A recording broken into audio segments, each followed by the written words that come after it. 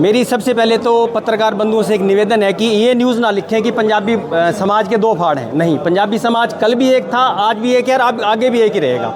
ठीक है, हमारी मतों में, हमारे विचारों में भेद जरूर आ सकता है, लेकिन मन में किसी के कोई भेद नहीं है। जहाँ भी हम चार लोग बैठेंगे, विचारों में मतभेद हो सकता है। देखो, बनवाना वो भी चाहते हैं, बनवाना हम भी चाहते हैं। हर कोई क्या चाहता है कि शहर की सुंदरता बने, शहर का द्वार बने, सबकी यही इच्छा है। लेकिन वो स्थान को लेकर थोड़ा सा वो है कि वो टाइट है, ये उनकी तरफ से ये है। लेकिन सबसे पहले तो मैं क्लियर कर देना चाहूँगा कि ये जो जगह है, जो हमारी ये मुगलपुरा में जो बन रहा है, सबसे पहले तो शहर के बीचों बीच स्थित है ये।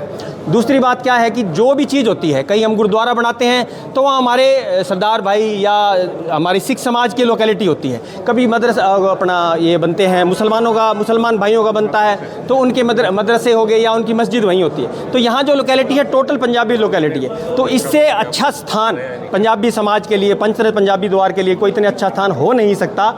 इसके लिए क्या है, ये हमारे शहीदों को नमन है और हमारे बुजुर्गों के नाम पे बन रहा है। तो जब भी जितनी भी पंजाबी बिरादरी आसपास की बैठी है, जब भी वो यहाँ से निकलेगी तो यहाँ से जब भी उनकी स्कूटी या बाइक निकलेगी तो वो हाथ जोड़कर नमन करते हुए निकलेंगे कि हम इस एरिया में बैठे हैं और हमारे बुजुर्गों के नाम से, जो बुजुर्ग हैं जो जिन्होंने त्रासदी को झेला है, वो भी कहेंगे कि हमारे जीते जी एक बहुत ही सुंदर पंचरत्न पंजाबी द्वार यहाँ पर बन गया है। तो जो भी व्यक्ति वहाँ से निकलेगा, जब भी निकलेगा तो उनको नमन करते हुए निकलेगा। तो इससे उपयुक्त स्थान मेरे हिसाब से नहीं हो सकता कोई। आपने कहा कि दो फाड़ों में हमें ना बताया जाए, जबकि सत्यता यही है।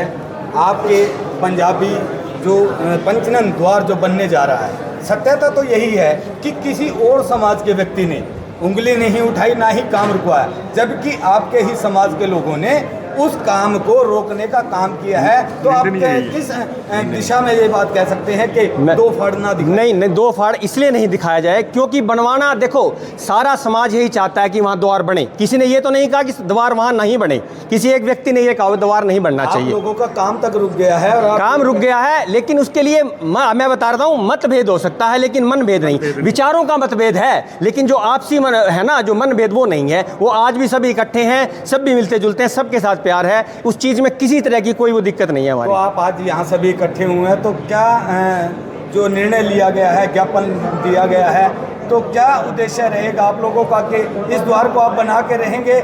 अगर वो नहीं मानते हैं, जो दूसरा ग्रुप है आपका वो नहीं मानता है, तो क्या इस द्वार को यही रोक दिया जाएगा? आप उसको दूसरा ग्रुप ना कह के हमारा भाईचारा बोले, बार बार आप इस बात को घुमाए नहीं। दूसरा क्या है, ये द्वार बने, सब लोग जानते हैं, यहाँ बुजुर्ग भी खड़े हैं पूरा। दूसरा, सभी की सहमति से बने और द्वार बने और बहुत सुंदर द्वार बने। और एक बात मैं बीच में और ऐड ऑन करना चाहूँगा। पीछे बात चल रही थी इसके बजट को लेकर, वो कह रहे जी बजट कम है, ज़्यादा होना चाहिए। भाई 25 लाख का बजट है, मेरे भाई ने कहा 2.5 करोड़ का बजट होना चाहिए। दूसरी तरफ आप ये कह रहे हैं कि पैसे की वेस्टेज नहीं होनी चाहिए, पैसा ज़्यादा नहीं लगना चाहिए। तो अगर हमारा काम जो 25 लाख में या 30 लाख में सुंदर भव्य बन रहा है, तो उसके ऊपर 2.5 करोड़ लगाने का औचित्य तो मैं नहीं समझता ना। अगर वो काम बहुत अच्छे से हो रहा है, गुरुद्वारा सिंह सभा द्वार बना है, जैन सुदर्शन, एक से एक सुंदर द्वार गोहाना में बने हैं, और उनका बजट मुझे नहीं लगता कोई बहुत ज़्यादा होगा। तो अगर थोड़े बजट में हमारा काम हो रहा है तो हमको ज़्यादा क्यों लगाएं? बाकी पैसे को हम शहर की और सुंदरता में, साफ़ सफाई में, सीवरेज में, पानी में, उसमें यूज़ किया जाएगा।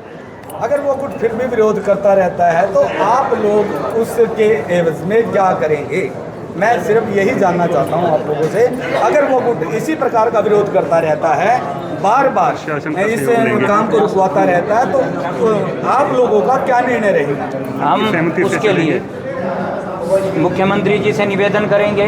मुख्यमंत्री जी के पास तो वो भी गए हैं कल। हाँ, तो मुख्यमंत्री जी के पास गए हैं, वो हमारी स्टेट के राजा हैं, सर्वसरीय हैं, सर्वोपरि हैं, हमारे आदरणीय हैं। जैसा उनको अच्छा लगेगा तो उनसे हम बैठ के विचार करेंगे और उनसे सहमत कर उनको अपना विषय रखेंगे कि ये द्वार बनना शुरू हो चुका था।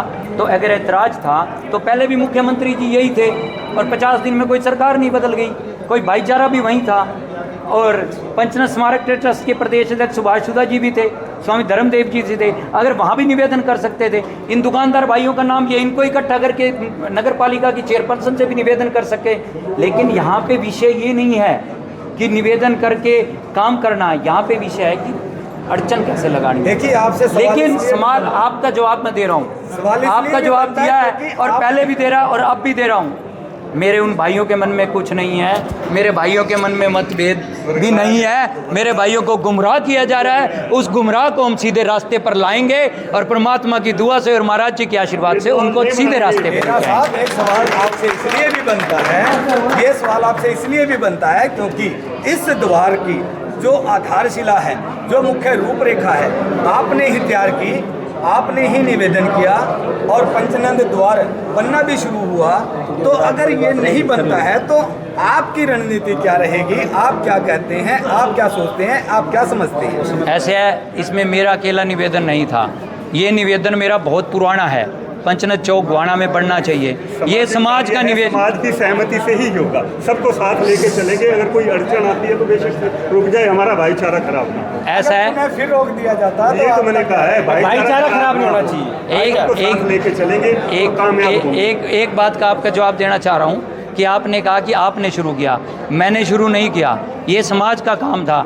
मेरे पास जिला संयोजक की जिम्मेवारी थी, तो मैंने उस जिला संयोजक की जिम्मेवारी के नाते ये निवेदन किया था, ना कि अपना पर्सनल निवेदन किया था। दूसरी बात कि जिस शख्स ये इसकी खिलाफत कर रहे हैं, जो शख्स इसकी खिलाफत कर रहे हैं, जो एक भाई ने बात की कि 2008 से मांग है, 2008 में जो मांग करी उसके बराबर में जो चेयरमैन बैठा है वो 2008 में खुद चेयरमैन था, उसने क्यों नहीं बनवाया ये द्वार? आज वो उस बने हुए द्वार पे अड़चन लगाना चाह रहा है, उसने उस टाइम खुद क्यों नहीं बनाया?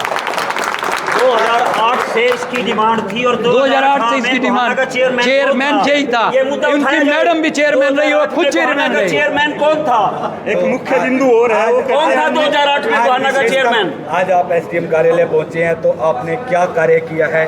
आप सभी हमने एसडीएम को लेकर आते हैं। एसडीएम साहब को ज्ञापन दिया है, डीसीपी साहब को ज्ञापन दिया है, मुख्यमंत्री तक ये आवेदन जाएगा। यही कहना चाहते हैं। जय हिंद, जय भारत।